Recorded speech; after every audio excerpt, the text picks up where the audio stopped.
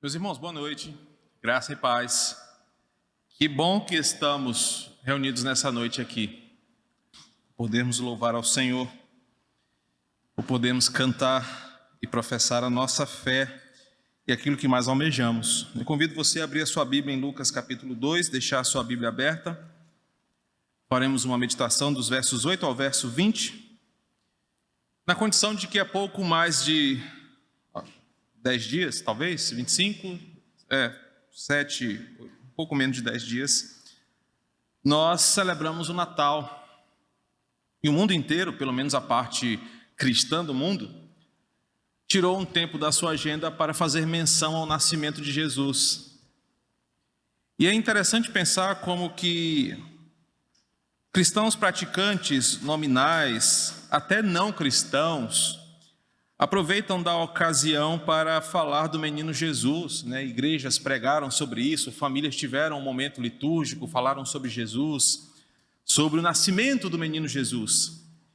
E não menos importante, ou talvez até mais importante, do que tirar um dia da nossa agenda para lembrar do nascimento de Jesus, é importante para nós começarmos o ano de 2022 pensando nos benefícios do nascimento de Jesus. E a proposta da minha pregação dessa noite é trazer para você os benefícios da encarnação, ou os benefícios do nascimento de Jesus, que servirão para nós como base doutrinária, que servirão para nós como alimento para todo o ano de 2022. Então, embora pareça que nós só falemos do nascimento de Jesus na época natalina, eu escolhi esta mensagem para a primeira mensagem de 2022, para que você entenda que o feriado de Natal, que nós celebramos há poucos dias, que nos falou do nascimento de Jesus, tem efeitos que duram por toda a nossa caminhada ao longo do ano de 2022. Eu quero convidar você a olhar para Lucas capítulo 2, dos versos de 8 a 20, e eu quero destacar nessa noite alguns pontos que farão com que você saia daqui motivado, empolgado, e por não dizer entusiasmado por entender que o feriado que nós celebramos há poucos dias serve para nós como inspiração para caminhar em Jesus ao longo de todo o ano, e esse será o motivo da nossa alegria, sermos abençoados, temos sido abençoados pelo nascimento de Cristo, e por causa da sua vida e morte e sua ressurreição, os benefícios dessa ação de Deus chegaram até nós, e nós somos muito agraciados. Vamos ler o texto dos versos 8 ao 20, havia naquela mesma região pastores que viviam nos campos e guardavam o seu rebanho durante as vigílias da noite. E um anjo do Senhor desceu aonde eles estavam, e a glória do Senhor brilhou ao redor deles, e ficaram todos tomados de grande temor. O anjo, porém, lhe disse: não temais, eis aqui vos trago boa nova de grande alegria, a qual será para todo o povo. É que hoje vos nasceu na cidade de Davi o Salvador, que é Cristo, o Senhor. E isto vos servirá de sinal: encontrareis uma criança envolta em faixas e deitada em uma manjedoura. E subitamente apareceu com um anjo uma multidão da milícia celestial, louvando a Deus, dizendo: glória a Deus nas maiores alturas e paz na terra entre os homens, a quem Ele quer bem. E ausentando-se dele os anjos para o céu, diziam os pastores uns para os outros: vamos até Belém e vejamos os acontecimentos que o Senhor nos deu a conhecer. Foram apressadamente e acharam Maria e José, e a criança estava deitada na manjedoura. E vendo, divulgaram o que tinha sido dito a respeito deste menino. Todos os que ouviram se admiraram das coisas referidas pelos pastores. Maria, porém, guardava todas estas palavras, meditando-as no coração. Voltaram então os pastores, glorificando e louvando a Deus por tudo o que tinham ouvido e visto, como lhes fora anunciado. Espírito Santo, fala conosco, Pai.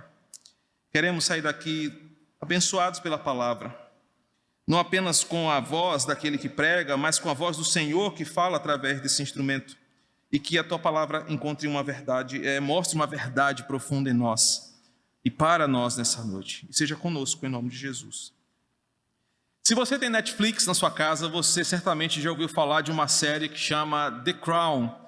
É uma série exibida que conta um pouco da vida da realeza britânica durante o último século, né? Se você gosta de séries legais, históricas, nessa série você pode ver de perto como é a vida da Rainha Elizabeth e também de toda a sua família. É uma série muito legal, muito interessante, com um bom conteúdo.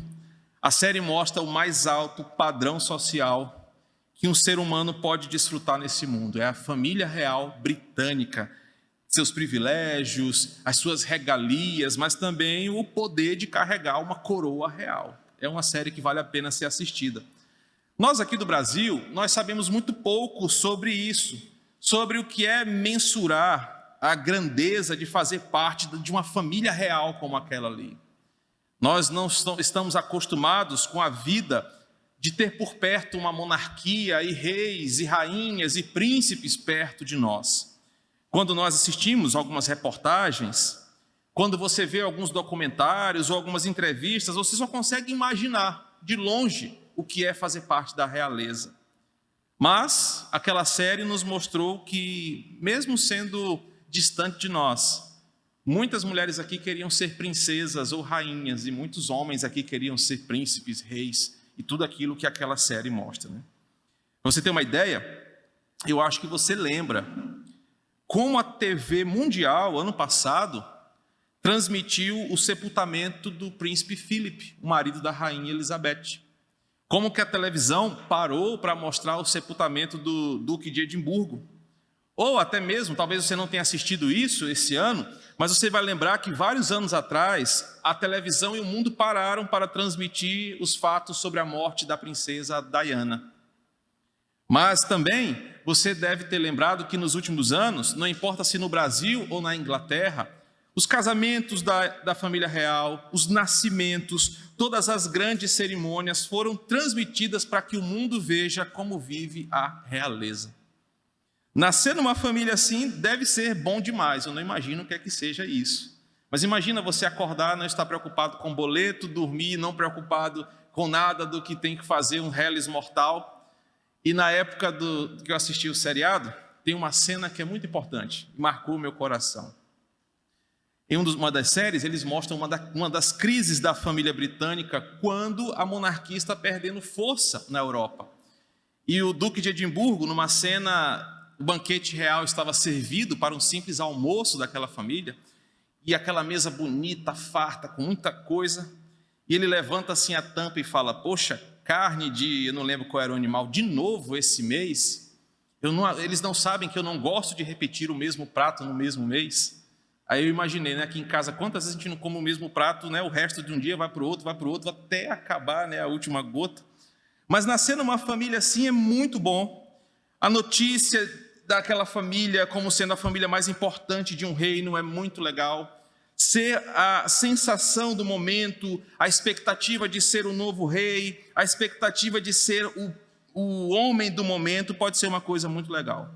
Se você já viu na vida real, as pessoas vão para as ruas, para os pubs, para os jardins, para as praças, comemorar o nascimento de um filho da realeza. É quase que uma final de campeonato brasileiro aqui. As pessoas vão comemorar o nascimento de um novo filho. Por quê? Enquanto houver um novo herdeiro, sempre haverá uma coroa. E é importante percebermos como nós nos empolgamos em saber que alguém sempre sentará no trono real, mesmo não tendo nada a ver com eles. O texto que nós acabamos de ler pode não parecer, mas relata uma notícia de um nascimento da realeza. Do jeito que nós lemos, em nada se parece com o nascimento do rei, do príncipe, da família britânica. Mas nestes versículos que nós lemos, nós percebemos que foi anunciado o nascimento de Jesus, aquele que veio aos homens, aquele que veio ao mundo, mas percebam, sem aquela pompa, sem a televisão, sem aquela ênfase que dão quando a família real anuncia uma gravidez ou alguma notícia. Não havia plateia aglomerada, não foi anunciado para os homens mais ricos do mundo ou para os mais poderosos. Mas o texto que nós lemos fala que o Rei do Universo veio ao mundo anunciado a um grupo simples de pessoas, isoladas no meio do mato, no meio da noite, sem nenhum tipo de ostentação divina, mas em um texto repleto de glória. E hoje eu quero chamar a sua atenção exatamente para esse ponto. Se você comemorou o Natal falando do nascimento de Jesus, mas não entende o que esse nascimento implica na sua vida, o Natal para você é só um motivo de comida, de folga e de reunir a família. Mas os efeitos daquele feriado ou daquele nascimento representado naquela data, talvez pouca diferença façam para você. E o meu desejo é que, olhando para esse texto, nós possamos perceber que esse nascimento real, diferente do nascimento real da família britânica, e muito mais importante do que qualquer outro nascimento da realeza, tem efeitos diretos sobre nossa vida. Não apenas no valor do dólar, não apenas no governo do nosso país ou de qualquer outro reino, mas efeitos eternos que recaem sobre nós hoje. E que você precisa carregar na sua vida para que o Natal desse ano faça sentido para você. Para que durante todo o ano de 2022 você possa crer, você possa celebrar, você possa comemorar que nasceu o menino Jesus, mas não apenas nasceu o menino Jesus, nasceu o Rei dos Reis. E o benefício do seu nascimento nos leva de volta a Ele na eternidade. Por isso eu te convido a olhar os versículos 8 e 9, para que você perceba comigo alguns detalhes importantes. Os dois versículos contam que naquela região em que Lucas relata a trama, alguns pastores estavam nos campos e guardavam o seu rebanho durante as vigílias da noite, quando um anjo desce aonde eles estão e a glória do Senhor toma conta e brilha ao redor deles, fazendo com que esses homens fiquem atemorizados. E o texto de Lucas fala, eles são tomados de grande temor. O versículo ressalta um princípio importante para nós. O nascimento de Jesus mostra que o Salvador do mundo é anunciado àqueles a quem ele veio salvar. Ele veio salvar porque ele é o Salvador do mundo caído, de pessoas caídas, de pessoas de vida comum, de pessoas que são discriminadas por esta vida caída, mas que são alvos do amor do Senhor, porque Deus não faz exceção. Deus não faz acepção de pessoas e oferece a sua graça salvadora a todos os seus filhos. O texto nos mostra que os pastores viviam no campo e trabalhavam durante as noites. E é interessante destacar quem são esses pastores aqui. Uma classe de pessoas simples, em sua maioria pessoas sem uma formação religiosa ou educacional convincente, que viviam as suas rotinas à parte das coisas que aconteciam na cidade grande. Os pastores eram trabalhadores rurais que não se envolviam com questões políticas, com questões religiosas ou sociais. Eles trabalhavam no campo, cuidando do gado de pessoas ricas que tinham as suas fazendas. Esses homens trabalhavam em um trabalho árduo, pesado. Eles ganhavam pouco, trabalhavam muito. Por isso, entre os pastores havia muitos mercenários que queriam roubar daqueles que confiavam as ovelhas aos seus cuidados. Eles não tinham muitos luxos, não tinham caprichos, nem tinham sequer esperança por dias melhores, pois para ele tanto fazia quem estava no governo, desde que os seus contratantes dessem para eles um gado para cuidar, para que eles pudessem garantir o seu pão de cada dia. O texto diz que para essas pessoas de vida comum, vida simples, vida difícil, vida pesada, que o anjo do Senhor aparece. Um detalhe importante é que algo jamais foi imaginado em toda a história do Antigo Testamento. Porque para essas pessoas de vida comum, vida simples, vida até mesmo desligada da rotina religiosa, é que o texto diz que a glória do Senhor brilhou ao redor deles. É para essas pessoas que a luz do mundo fora anunciada e que a glória do Senhor invade e enche as suas vidas. Eles não estavam no templo, eles não eram sacerdotes, eles não eram a elite religiosa daquele momento. Mas foi para essas pessoas que o Salvador foi revelado, que a luz do mundo brilhou e que foi anunciada a glória do Senhor. Perceba que o versículo 8 nos diz, e o versículo 9, que foi a homens comuns que a glória de Deus transbordou e que esses homens comuns foram inundados por essa glória, porque Deus revelou-se a esse mundo para que a sua glória brilhasse em pessoas comuns como nós. Aquele feriado do dia 25 de dezembro simboliza uma luz de Deus, o brilho da glória de Deus revelada a pessoas comuns como nós. Deus não estava mais restrito dentro de um templo, Deus não estava mais inacessível para apenas o sumo sacerdote, mas para pastores comuns. A glória de Deus se revela anunciando o que havia de vir. Note que foi a esses pastores. E mais uma vez eu quero enfatizar quem eram esses pastores, que por vezes eram esquecidos, marginalizados, e de acordo com informações dos primeiros séculos, esses homens, um certo rabino escreveu o seguinte: não há ocupação mais desprezível no mundo do que a dos pastores de Israel. O outro escreveu o seguinte: as leis rabínicas não podem ser aplicadas a essas pessoas. O seu testemunho e a sua palavra são comparadas com a de ladrões e de coletores de impostos. Observem que para essa classe de pessoas, não foi para a cúpula do G7, não foi para o salão oval da Casa Branca, nem muito menos para o Palácio do Planalto, ou para os doutores da lei que o anjo apareceu. O anjo apareceu para pessoas comuns, desprezadas por muitos, mas certamente alvos do amor de Deus. Deus não apareceu à toa, o anjo não caiu de repente: epa, onde é que eu estou? Tem uma pessoa aqui, deixa eu falar com ele. Mas Deus escolheu revelar-se a esses homens, porque foi a essas figuras, representando eu e você, que Jesus foi anunciado como o Salvador desse mundo. Qual é a importância então desses dois versículos para o ano de 2022 e para a lembrança daquilo que o Natal representou para nós ano passado? Aquele menino que nasceu, que nós comemoramos no Natal, nasceu para que pessoas comuns como eu e você pudéssemos ver a glória de Deus e recebermos a notícia da salvação que vem de Jesus. Isso deve alimentar a sua esperança no ano de 2022, porque uma salvação que era inacessível, uma salvação que era restrita, veio ao mundo como uma forma de igualar a todos diante de Deus e promover uma igualdade onde não há mais ricos nem pobres, escravos ou livres, pretos, negros ou brancos ou tanto faz.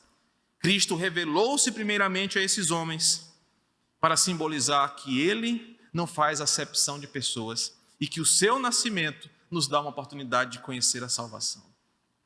Observe que os versículos 8 e 9 nos mostram que os pastores, que são os personagens dessa narrativa, são homens que estavam tão desacostumados em serem lembrados por Deus, porque a religião não os permitia, a sociedade não os permitia, que eles se sentiam à parte da própria salvação do Senhor. Um certo escritor diz que os pastores eram identificados à distância quando chegavam nos comércios, quando chegavam nas tabernas, quando transitavam pelas ruas, porque o pastor não andava cheiroso, ele andava com seus pés sujos de esterco de cabra, as suas roupas fedorentas por causa do trato com os animais. Eles não tinham a frequência do banho, do asseio, porque ficavam ao céu aberto. De dia o calor escaldante os fazia suar, à noite o mesmo frio secava o suor do seu corpo. Não eram pessoas agradáveis de estarem perto, porque eles tinham uma vida difícil. Quando um pastor entrava numa cidade ou num comércio, todo mundo sabia que ali era um cidadão não muito aprazível de estar perto. Mas é a essas pessoas que o texto fala que Deus foi anunciado, que Cristo foi anunciado. E eu faço a seguinte comparação conosco. O nascimento de Jesus, celebrado no Natal, nos mostra que no ano de 2022, pessoas dessa mesma condição espiritual entrarão por essa porta. Ou talvez você seja uma dessas pessoas com uma condição miserável de vida espiritual.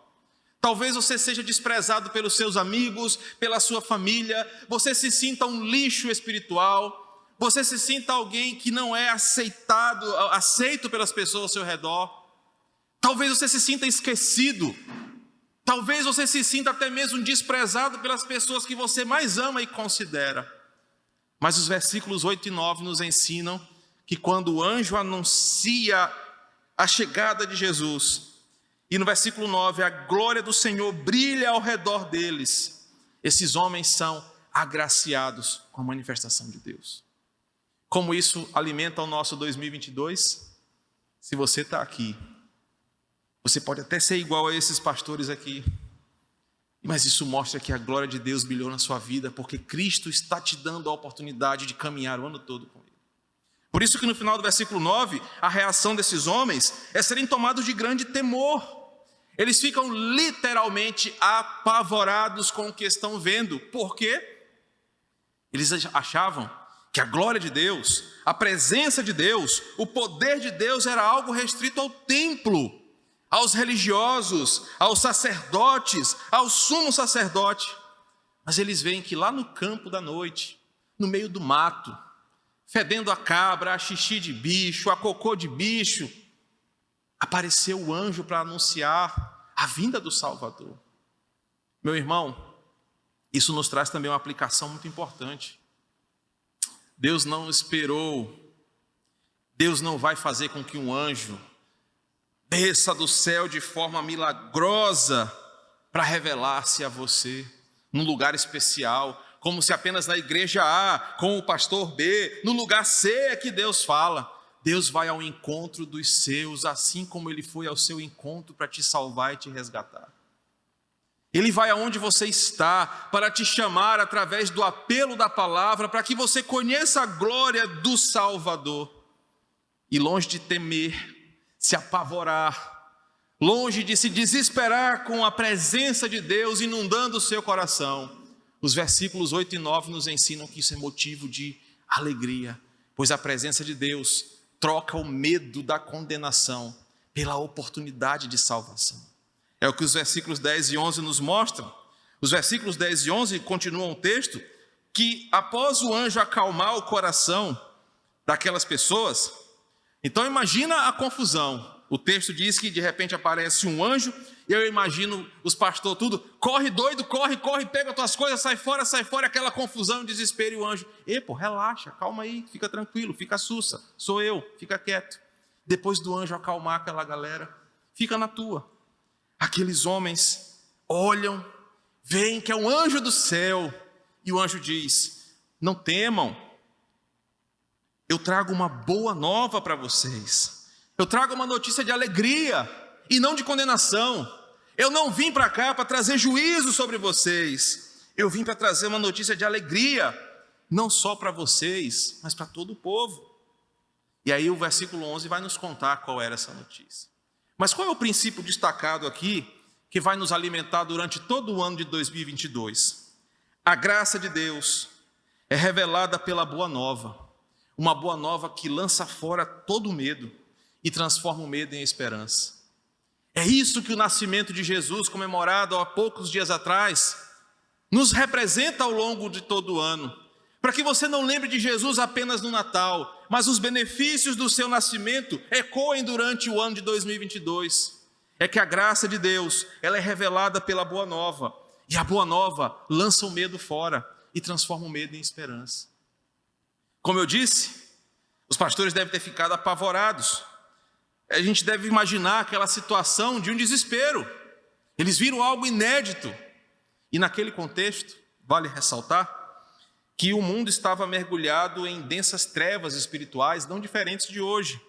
Mas os escritores falam que naquela época em especial não havia movimento profético, não havia esperança messiânica, havia uma confusão de quem seria o Messias, não havia um aparente mover de Deus, cada um seguia a sua facção religiosa. As trevas que dominavam o mundo desde a queda do Éden estavam espalhadas sobre aquele lugar. As pessoas estavam desacreditadas que Deus faria alguma coisa. Roma oprimia o povo de Israel. O último Messias que se levantou numa revolta fora morto e executado com muitos dos seus seguidores. Aqueles homens estavam desacreditados. Mas o que acontece é que quando aquele anjo aparece, aqueles homens ouvem uma outra verdade. O medo que eles tinham, a desesperança que eles tinham, a agonia de coração, Às vezes a preocupação com o pão do próximo dia, com o que seria da próxima estação, como lidariam com as questões militares, sociais do seu dia a dia, parafraseando como seriam as eleições desse ano, como seria a questão da vacina, como seria agora a questão da gripe, como o mundo ficaria economicamente nos dias seguintes. Ao invés desse medo, dessa insegurança, os homens ouvem uma outra mensagem, e a mensagem do versículo 11 é essa: é que hoje vos nasceu na cidade de Davi o Salvador, que é Cristo, o Senhor. Como isso é importante para nós? Como nós nos aproximamos desse texto? Porque nós estamos parecidos com esses homens aqui. Os versículos 8 e 9 mostram que pessoas comuns, vivendo a sua vida comum, pessoas que são desprezadas, que não são ouvidas, que vivem às vezes sem esperança, já estão desacreditadas no governo, já estão desacreditadas na bondade humana, não conseguem projetar coisas boas para o ano seguinte, estão vivendo suas vidas. Mas o versículo 8 e 9 mostra que é para essas pessoas que Cristo aparece e é anunciado, nos dando uma esperança. Agora, nos versos 10 e 11, nós nos aproximamos desse texto, porque mesmo em um cenário totalmente desfavorável para qualquer esperança, existe uma boa nova que transforma o medo em esperança, que lança fora o medo e nos dá motivos para continuar acreditando. E é exatamente por isso que este é o primeiro sermão de 2022. Para que você entenda que apesar do cenário desfavorável para o seu comércio, para o seu trabalho, para a sua escola, para o seu ministério, para a sua saúde, o anjo revelou-se a pessoas comuns para dar uma boa notícia. O Salvador nasceu, o Rei dos Reis está vivo, o Senhor do universo está entre nós. A salvação do mundo estava agora visível, a promessa se cumpriu, todo olho poderia ver, toda mão poderia tocar, e a mensagem do anjo transforma o medo do meu coração em esperança. A mensagem do anjo era: nasceu o Redentor, o Cordeiro de Deus que tira o pecado do mundo, habita entre vocês, o Verbo se fez carne, Cristo está entre os homens. E o que isso representa? Meu irmão, talvez 2022 seja de fato um ano difícil. Não crie expectativas demais em coisas que podem te decepcionar. Não decepcione-se facilmente com as coisas do mundo caído. Talvez a falta de esperança esteja tentando engolir o teu coração. Mas lembre-se do que o anjo falou para aqueles homens: Jesus nasceu, o Salvador nasceu para cumprir uma promessa que era de resgatar o seu povo. Essa é uma notícia muito maior e mais importante do que qualquer outra notícia. E por isso que quando aqueles homens ouvem aquela notícia, eles são impactados por ela. Porque o que era medo se transforma em esperança. O que era exclusão social se torna uma inclusão divina. Esses pastores aqui, homens desprezíveis e ignorados, se tornam os primeiros a ouvirem a boa nova do Evangelho. É isso que Deus fez com você. É isso que Deus fez comigo. Pegou pessoas desprezíveis, loucas, e transformou naqueles que ouviram a mensagem do Evangelho. E a essas pessoas, como eu, como você, que não tinham esperança, que andavam vivendo as suas vidas cegamente, a notícia veio até nós: o nosso Redentor vive, o nosso Salvador, Ele morreu em nosso lugar. E eu quero gastar alguns poucos minutos destrinchando o versículo 11, para que você entenda por que essa boa nova é tão poderosa. Em primeiro lugar, a mensagem do anjo é a seguinte: é que no dia de hoje, e a expressão hoje não pode ser ignorada aqui. E existem basicamente duas explicações por que o anjo aparece e usa essa expressão, hoje nasceu. A primeira delas é que o anjo está deixando muito claro que no tempo dos homens, no dia determinado por Deus, no tempo certo, de uma única vez, de uma única forma, Cristo veio ao mundo, não haverá outro igual. Hoje, no dia que Deus escolheu, o Salvador nasceu. Não haverá outro Messias, Não haverá outro Cristo. Não poderia ter sido ontem, nem será amanhã. Será nesse dia exato, o dia mais importante da humanidade. E está diante de você, no versículo 11 de Lucas capítulo 2, o dia mais importante da história humana, o dia em que Cristo nasce, porque a sua morte e a sua ressurreição fluem desse dia aqui. O anjo diz hoje, porque ele está dizendo, Deus não é uma história, Cristo não é uma história, Cristo não é uma fábula, Cristo não é uma invenção humana, mas no tempo dos homens, o Salvador veio a esse mundo para que os olhos possam ver, para que as mãos possam tocar e para que todos possam crer. É por isso que Lucas, e olha, eu já estou no livro de Lucas, tá? Só para falar da leitura da Bíblia, só que essa é a minha leitura do ano passado, né? Eu ainda estou em Lucas, mas eu terminei o Lucas hoje. Lucas faz questão de mostrar em todo o seu livro como Jesus, de fato, existiu.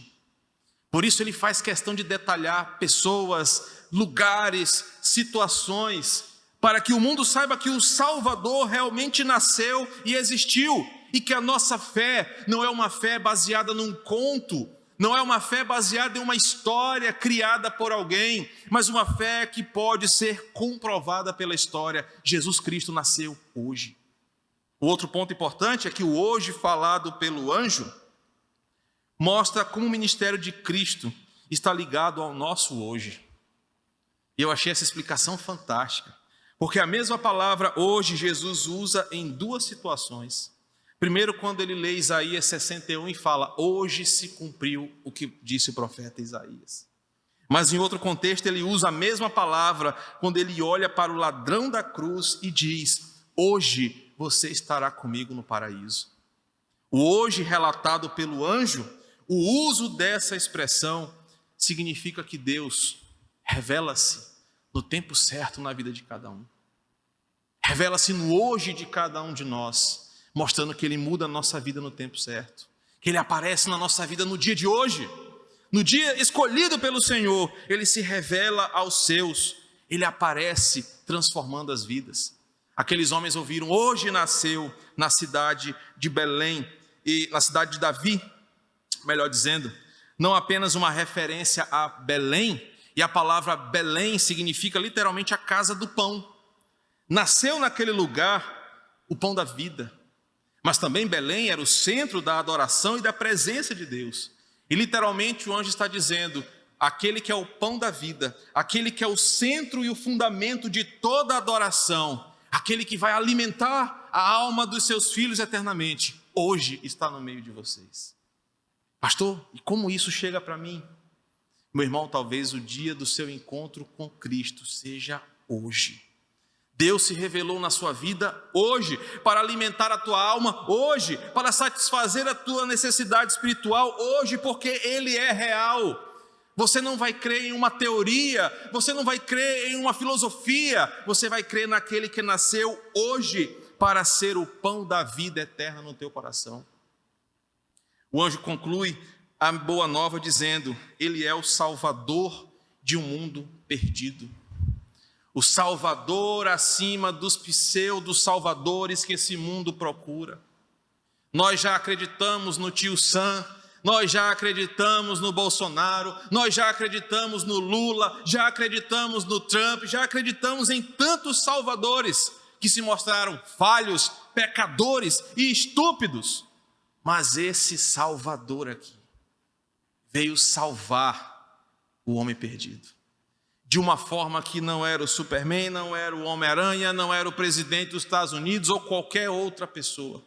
Ele veio salvar o que estava perdido. Ele também é o Cristo, porque ele foi o escolhido de Deus, o separado, o ungido para fazer o que só ele poderia fazer. Por melhor que seja a sua ideologia, por mais bonita que seja a sua filosofia ou o seu ponto de vista, eles não conseguirão fazer aquilo que só o escolhido de Deus pode. E Ele é o Senhor de todo o universo. Lembra do começo da pregação? The Crown, a família real. Eles estavam acostumados com aquele tipo de senhorio humano. Naquela manjedoura que nós vamos ver agora no versículo 12, estava o Senhor do universo, o ser mais importante da criação. E observa como isso é importante para você. Cristo pode ser, em 2022, o seu Salvador. Você que está perdido, mesmo achando que se encontrou. Ele pode ser a resposta para as tuas inquietações de alma mais profunda, porque Ele é o Messias, o ungido de Deus. E Ele pode ser aquele que vai governar o teu coração de forma correta. O versículo 12 nos mostra que o Salvador do mundo estava entre faixas e manjedouras, diferente do nascimento da família real. Ele estava entre faixas e manjedouras como um sinal. Não foi à toa, não é porque não tinha vaga, como a gente ensina. Olha, não tinha vaga nos hotéis e o coitadinho teve que ir para um estábulo. Não, ele estava lá como um sinal para esse mundo. Deus quis que fosse assim, que o seu filho, o Salvador do mundo, nascesse entre faixas sujas e uma manjedoura suja, como um sinal para esse mundo. E qual é o sinal? A nossa salvação não vem das riquezas que esse mundo pode oferecer, mas vem do próprio Cristo, que é o Salvador do mundo. O versículo 12 diz que eles iam encontrar essa criança envolta em faixas e deitada numa manjedoura.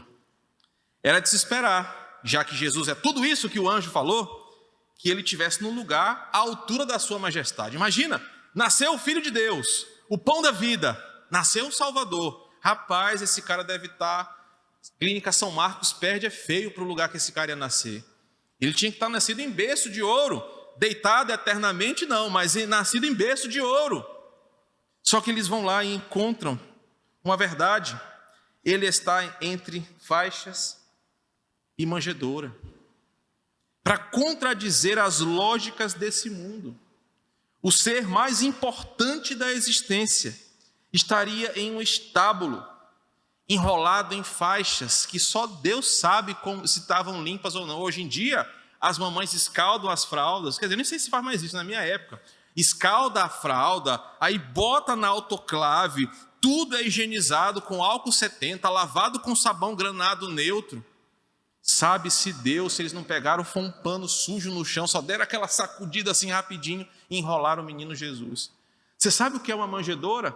A gente faz um negocinho, Alan tirou hoje, estragou a parede da igreja. Aquela uma coisa bonitinha. Manjedoura é um lugar onde os animais comiam.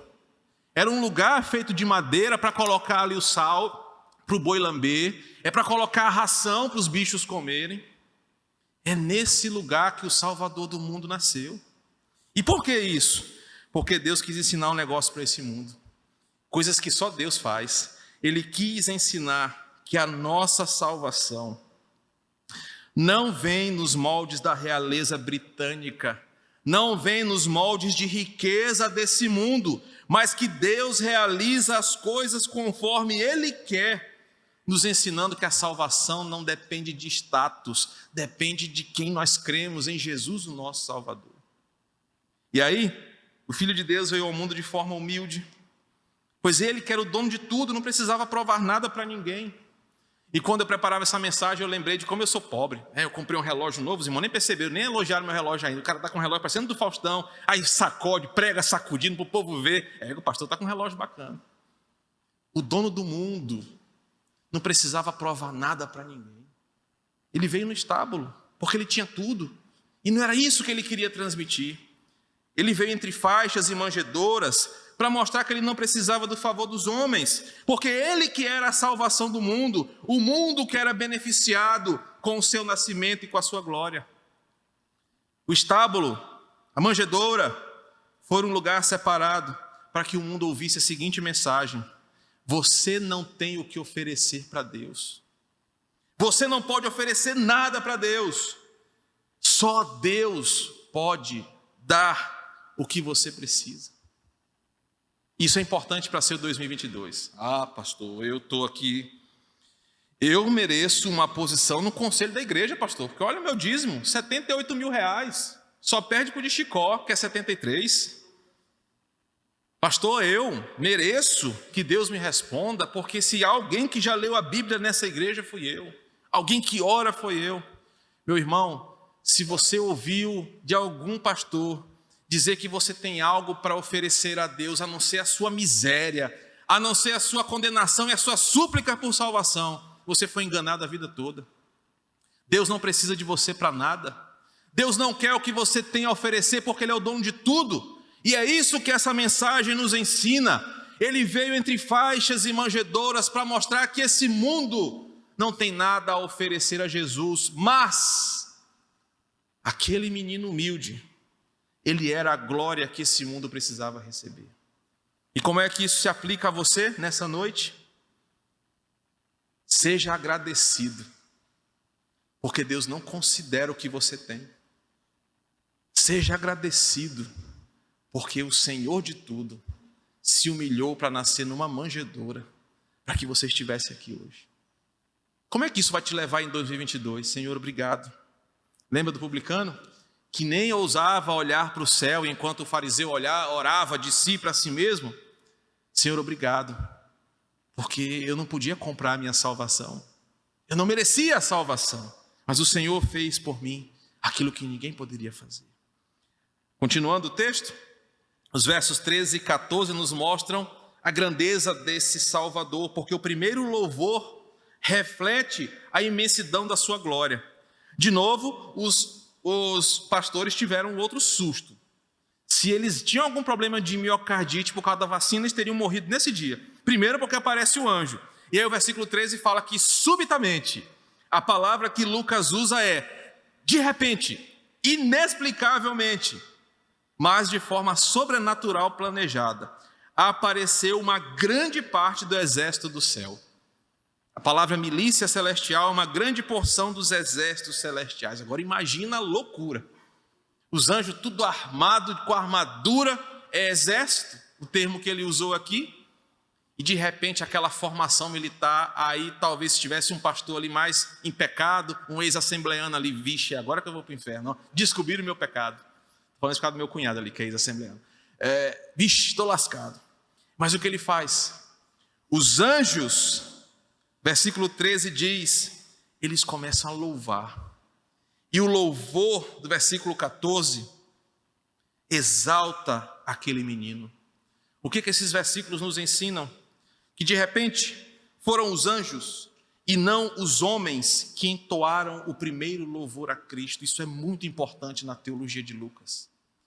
Os primeiros a louvarem a Cristo não foram homens caídos, mas foram seres celestiais que estavam ali exaltando a nobreza e a majestade do Deus encarnado, nascido no estábulo como o supremo Salvador do universo. Note que os anjos cantam antes dos homens, para que os homens entendam que aquela criança não era para ser lembrada só no Natal. Para que aquela criança não fosse só tida como um menino frágil que nasceu numa manjedoura, para que você reúna a sua família no fim de ano. Mas quem estava ali era o Senhor dos senhores, o Senhor dos exércitos, o Todo-Poderoso. Então eles louvam a esse bebê. E isso deve ser o seu motivo de louvor durante todo esse ano. Você não deve louvar a Cristo ou lembrar dele só no Natal. Você deve lembrar de Jesus todos os dias desse ano, porque é isso que os céus fazem. Os céus cantam a glória de Deus. Por isso que toda semana você deveria agradecer a Deus por ter um domingo aqui para louvar ao Senhor. O versículo 14 mostra que esse hino celebra a Deus. Jesus é exaltado porque o Pai é exaltado com o nascimento daquela criança. Isso mostra que Deus tem um propósito maior, e o propósito está no versículo 14, é a paz entre os homens, a quem Deus quer salvar. Cristo veio para nos fazer ter paz com Ele. Meu irmão, me permita fazer mais uma aplicação desse versículo aqui. Talvez você está procurando paz interior. Está na moda agora as pessoas quererem paz interior. E aí elas vão procurar a paz de Deus na yoga. Não, eu vou para uma cachoeira. Ou então, não, eu vou correr, porque correndo eu encontro paz comigo mesmo e faço uma atividade física. Esse tipo de paz não satisfaz a guerra do teu coração. Pode até te fazer algum bem, mas não resolve o problema do teu coração. Porque você está em guerra não é com a balança. Você não está em guerra com os seus pensamentos. Você está em guerra espiritual contra uma condenação que há no seu coração. O pecado que habita em você e que te levará para o inferno. Essa paz só Cristo pode oferecer. E é isso que o texto aqui nos ensina. Aquela criança que você comeu, lembrou dele lá no Natal, é aquela criança que te trouxe a possibilidade de ter paz verdadeira com Deus. O texto continua, e eu quero chegar finalmente já no versículo 20, porque esse intervalo aqui é um relato de como eles vão até a Belém, como eles encontram a família, como eles contam essa notícia. Mas eu quero chegar no versículo 20, porque meu tempo já está chegando também ao fim. E o versículo 20 diz que eles, após encontrarem-se com aquelas pessoas que estavam lá naquele estábulo, olharam Maria, José, a criança deitada, divulgaram aquela visão celestial, a milícia celeste, a aparição do anjo, e aí as pessoas ouviram. Maria guarda no seu coração, e Lucas gosta de contar as reações emocionais de Maria sobre o peso e a responsabilidade que era para ela ser a mãe do Redentor. Mas o versículo 20 termina assim: voltaram então os pastores, glorificando e louvando a Deus por tudo o que tinham ouvido e visto, como lhes fora anunciado. Primeiro, se esses pastores tivessem um pezinho no neopentecostalismo, já iam fazer uma campanha, conferência, iam botar placa, venham ouvir o testemunho dos pastores que viram anjos, iam ganhar dinheiro que nem presta. Graças a Deus esses homens não eram assim. O texto termina dizendo que eles voltaram para onde eles estavam. Eles não voltaram para um lugar especial. Olha, eu vi Jesus, pai. Eu aqui, o anjo apareceu. Tá doido? Fala comigo direito. Respeita a minha história. Eles não voltaram assim. O texto fala que eles voltaram para o mesmo lugar que eles estavam, para ficar fedendo a animal sujo, para ficar à noite acordado, protegendo de lobo, de ladrão. Só que o texto mostra que eles voltaram diferentes. Não diferentes como esse mundo gosta de fazer. O texto diz que esses homens, esses pastores, que eram desqualificados para testemunhar, eu já li 2 relatos de mestres rabínicos daquela época. Aqueles homens que não eram qualificados para testemunhar, aqueles homens que eram fedidos, eram sujos, que eram desconsiderados para serem aceitos em alguns lugares, que não eram recebidos nos templos, primeiro voltaram sendo os primeiros que viram a Jesus. E em segundo lugar, aqueles desqualificados se tornaram os primeiros mensageiros da Boa Nova. Isso vai refletir no que vai ser a igreja daqui para frente. Deus não está esperando pessoas importantes para anunciarem sua palavra.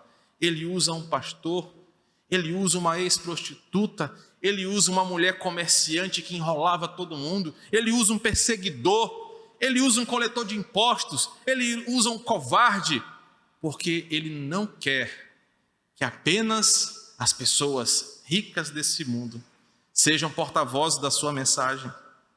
Esses desqualificados voltam para pregar, para falar sobre o Salvador. Observem que agora esses homens voltam para casa, voltam para o seu rebanho, voltam para a sua vida no campo, para a sua rotina pesada, eles voltam para a sua vida cheia de dificuldade, eles voltam para a sua vida comum. Sabe por quê? Cristo não quer que você saia da sua vida e viva numa bolha, numa redoma de vidro. Não, eu não falo mais com fulano porque fulano é ímpio. Não, eu não faço mais isso porque agora eu sou da lei dos crentes. Esses homens voltaram para a vida deles comuns. Eles voltaram para a rotina dele, porque isso é evangelho. É a mesma pessoa, no mesmo lugar, só que com o coração transformado, que agora glorifica e louva a Deus, como o texto diz. Cristo não quer que você mude a sua vida por uma mera religiosidade. Ele não quer que você abandone a sua família, seus amigos, seu trabalho, porque agora você virou crente. Mas Ele quer que você volte para lá, para que você glorifique a Deus lá onde você está, para que você louve a Deus onde você está. Essa é a noção de evangelho. Não é tirar você do seu convívio porque você agora é espiritual. Se fosse hoje, esses pastores, irmão, nem me toca porque os anjos estão aqui ao meu redor, você pode se lascar. Mas eles voltaram e viram o Senhor. Onde está a importância disso para nós? Daqui a pouquinho você está doido para eu encerrar, eu vou encerrar no horário. Você vai sair por aquela porta, vai viver 365 dias na sua rotina pesada, patrão te enchendo a paciência, cliente te infernizando ao juízo, boleto, mensalidade de escola. Não estou falando dos meus problemas não, só lembrando que você também tem. É gente te cobrando, é trânsito, é tudo. Você vai voltar. Mas sabe como é que você pode ser diferente? Se aquele menino que você celebrou no Natal te deu motivos para louvar e glorificá-lo durante todo o ano. Se você realmente se encontrou com Cristo, você vai voltar para a sua casa, para a sua rotina, igual esses pastores voltaram, glorificando e louvando a Deus por tudo que tinham ouvido e visto. O texto termina assim: Jesus pequeno, recém-nascido, em uma manjedoura, já mostrou o que ele veio fazer nesse mundo. Sem precisar falar, Cristo já transformou vidas. Você tem um ano todo pela sua frente. Lembre-se do Natal. Lembre-se do Cristo que você celebrou o nascimento há poucos dias atrás. Mas que você faça de todo o ano de 2022 um motivo de celebração a esse Jesus, que nasceu para mostrar que Deus não faz acepção de pessoas, mas se revelou a pessoas comuns, que a glória de Deus brilhou em pessoas comuns como nós. Em segundo lugar, que Deus trouxe uma boa nova que transforma qualquer tristeza e temor em esperança. A nossa esperança não está na queda da gasolina, no preço do dólar, em quem vai ser o nosso presidente e governador e por aí vai. A nossa esperança é que o Salvador, o Senhor e o Cristo está entre nós, nos chamando para si. E por fim, o encontro com esse Cristo, louvado por anjos, exaltado por quem Ele é, nos coloca de volta para onde a gente veio, louvando e glorificando a Deus. Que o seu ano de 2022 seja marcado por isso. Que Deus te abençoe. Vamos orar. Pai, obrigado pela Tua palavra.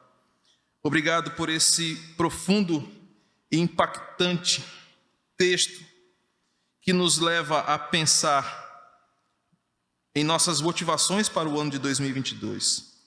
Ouvir sobre como Jesus revela-se em glória, é anunciado em poder no texto de Lucas, nos serve de combustível para adorar ao Senhor durante todo esse ano. O nosso Redentor vive, nos chama para si, é Senhor sobre nós, é Rei glorioso.